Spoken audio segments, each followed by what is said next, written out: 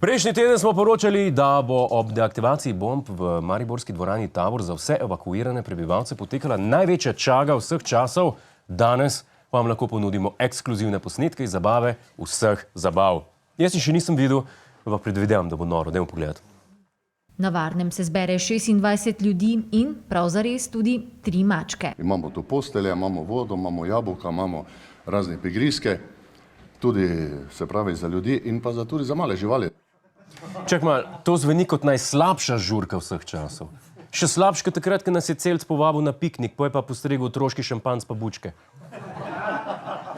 Bolj veselo je zgleda bilo med tehniki, ki so uspešno odstranili obe najdeni bombi. Postopka so se lotili po standardni pirotehnični metodi, kjer bombo najprej deaktiviraš in še na to odpelješ. In ne po vurberški metodi, kjer bombo najprej odpelješ in še lepo greš na špricer. Dajmo pogledati, kako je potekala znanstvena deaktivacija. Tako so v Mariboru pospremili pouk druge bombe, ki je bila tako kot prva uspešno dezaktivirana. Poknilo je, čuješ? Poknilo je, čuješ? Kaj ste čuli, kak je poknilo? Kaj pa ti si čul, kak je poknilo? Mater je poknilo, kak... Ne boš pol. V Mariboru so znanstvenimi postopki ugotovili, da bomba pokne 2-krat bolj kot radar, ki udar ob beton. V nasprotju z odsluženim radarjem, ki si ga lahko odnesel domov in uporabo kot tabure, so z odsluženimi bombami odgovorni imeli drugačne plane.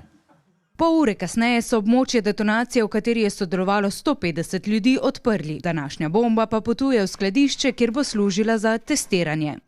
Ja, slaba novica za zbiralce iz Vurberka in odlična novica za živali, saj bodo ličila namesto na opicah po novem testirali kar na bombah. Zbiralce pa lahko potolaži dejstvo, da bodo v prihodnosti imeli še veliko priložnosti za razširitev svoje zbirke. 200, to je število neeksplodiranih bomb, ki se še vedno skrivajo v Mariboru. Gradnja na tem območju se bo nadaljevala in prav mogoče je, da bodo delavci naleteli na še kakšno bombo. Ja, zaradi te številke bo odslej v Mariboru pred vsako gradnjo parcelo potrebno pregledati z najmodernejšo računalniško tehnologijo, kar jo premorejo. Hej, to je naš YouTube kanal, klikni na ta gumb in se naroči, da boš na tekočem.